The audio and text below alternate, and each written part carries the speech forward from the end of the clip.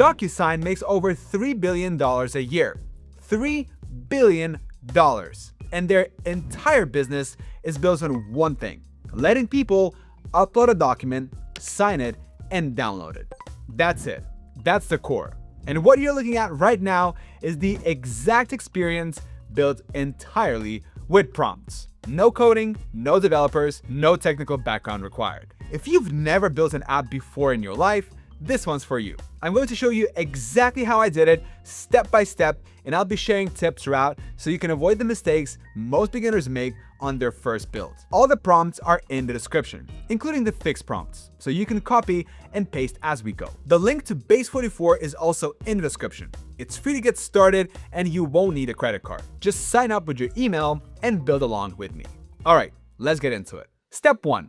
Foundation. The first thing we're doing is setting up the structure of the app. Before touching any features, I want the layout and visual identity locked in first. So the prompt here is purely front-end. I'm asking for a navigation bar with the SignFlow name and logo on the left, 2 nav links on the right, and a specific color palette. Deep navy as the primary, a medium blue for accents, off-white for the background, and white for cards and surfaces. If you look at the prompt list in the description, you'll notice how specific it is. Color codes, font style, exactly which page to include, and a clear instruction not to build any features yet. Now, that level of detail in your first prompt is what gets you a clean starting point. And this is what came out. The nav looks sharp, the colors are exactly right, and the layout is responsive out of the box. Now, before we move on, I want to share 2 tips that will make the rest of this build a lot smoother. And honestly, they apply to any app you build after this one too. Tip number 1, plan your prompts first. For this app, I've already done this step for you. All the prompts are in the description, ready to copy and paste. But when you're building your own app from scratch, I would highly recommend using a separate AI tool to plan your full prompt sequence before you build anything. I personally use Claude for this. You describe the app you want, ask it to break the build down into steps, and it gives you a prompt for each feature in order. That way, when you're inside Base 44, you're not figuring out what to say next. You already have everything ready to go. And once Claude generates that sequence, don't just copy and paste it straight into Base 44. Take a minute to actually read through it. Check if something doesn't align with what you had in mind. See if there are any features you want to add, and make sure it actually covered everything you need. Which brings me to tip number 2. Tip 2. Build the layout first, features second. Make sure your very first prompt covers the app layout only. You already saw this in the foundation step. The entire first prompt was dedicated to the layout details and nothing else. Most beginners make the mistake of asking Base 44 to build everything at once in a one giant prompt. Don't do that. It almost always produces messy results and wastes your credits. If you're using the prompts from the description, you'll notice they're already structured this way, one layer at a time. That's the approach we're following throughout this entire build. All right, let's keep going. We're adding the first real feature next, the document upload. Step 2, upload and preview. This is the very first thing a user does when they arrive. They need to be able to drop their file in and see it immediately. Here, we're also asking for specific details. A dashed upload zone, hover over state, error handling for wrong file types, and a remove file option. The more you describe the experience you want, the closer Base 44 gets on the first try. And while this loads, I'm going to give you my next tip. Tip 3, when building in Base 44, keep each prompt to one feature at a time. Now, I know it's tempting to throw everything into one message. Upload, signature, download, all at once. I've done it. Everyone does at the start. The AI gets confused, features break each other, and you waste credits fixing it. One feature per prompt keeps everything clean and testable. You know exactly what changed, and you're able to catch problems early. Let's test it. I'm going to drop the sample document now. It previews instantly, page by page. The file name is showing, the prepare to sign button is right there. Okay, onto the signature. Step 3, signature pad. This is the feature that makes it feel like DocuSign. We're adding a signature pad, a canvas where users draw their actual signature with their mouse or finger. When the user clicks Prepare to Sign, a modal opens with a canvas drawing area, produce smooth thin lines, and have 3 buttons: Clear, Save Signature, and Cancel. If someone tries to save an empty canvas, it should catch that and show an error.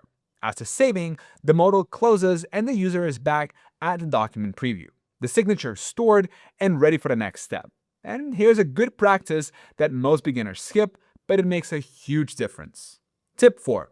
Always test the full user flow after every step, not just a new feature. Don't just test the drawing. Go back to the beginning, upload your document, hit Prepare to Sign, draw your signature, save it, and make sure everything connects. It takes 30 extra seconds and it catches problems before they stack up. Let's do that now. And everything is connecting cleanly. The upload is still working, the modal opens correctly, the drawing is smooth, the clear button works, and when I save it, the modal closes and drops me right back at the document preview. The signature is stored and ready for the next step. Step 4. Draggable signature placements. Instead of just stamping the signature at the bottom, the user can drag it anywhere on the document and resize it to fit perfectly. This prompt is the most detailed one in the build, and that's intentional. Placement accuracy is the hardest part technically. The coordinates need to be stored as percentages, not pixels, so when the PDF is exported, it matches what the user saw on screen. Let's test it. I'll drag it down to where the signature line is. Looking good so far. The dragging is responsive, the resize handles are working, and the signature settles right where I put it. Now, let's build the success screen. Once the signature is placed and locked, the user clicks Saves Signed Document and lands on this screen. Step 5. Download. This prompt covers both the success screen and the PDF download logic. These two go hand in hand. The screen is just the surface, and the download is what actually delivers the signed file. The success screen is straightforward. A check mark, a heading, a download button, and a reset button that clears everything and takes the user back to the start. The heavier part is the PDF generation. We're using PDF lib on the client side, and we're telling it exactly how to convert the percentage-based position back into real PDF coordinates. That nav is what makes the signature land in the right place on the actual file. We're also specifying that the signature needs a transparent background, no white box behind it, and that the download file should be named SignFlow_signed_, followed by the original file name so the user always knows what they're looking at in their downloads folder. And this is where I ran into an issue that required a bit of back and forth. The success screen came out perfectly. The check mark, the buttons, everything looked right. But when I downloaded the PDF and opened it, the signature wasn't landing where I placed it. So I went back into Base 44 with a fix prompt. And this is actually a perfect lead-in to tip number 5. Tip 5. When fixing a bug, describe exactly what's broken, don't just say, fix it. Telling Base 44 the signature placement is wrong gives the AI almost nothing to work with. The fix prompt I use here is detailed. It specifies exactly how the drag behavior should work, how each corner handle should resize independently, how the coordinates should be saved as percentages, and how the signature should lock in place once saved. Now, that level of detail is what gets you a real fix instead of a patch that breaks something else. The full fix prompt is in the description if you need it. And even after that, the issue kept coming back, which brings me to tip number 6. Tip number 6. When a fix prompt isn't working, switch to Base 44's Discuss feature. Instead of continuously sending build prompts and burning through your credits, use Discuss to have a conversation with the AI about what's going wrong. Describe the issue, explain what you've already tried, and let Base 44 reason through it before committing to a fix. It's like having a back and forth with a developer instead of just throwing solutions at a wall. And that's exactly what I did here. I switched to Discuss, explained the placement issue, and we went back and forth a few times. I even attached a screenshot of the PDF showing exactly where the signature was landing versus where it should be. Base 44 looked at it, identified what was actually causing the problem on its end, and came up with its own approach to fix it. Something I would not have thought to prompt from my own. So, the signing flow is fully working end to end. Now, the last thing to build is the How It Works page, because right now, if a stranger lands on this app, they might not immediately know what to do with it. Step 6. How it works page. This is straightforward.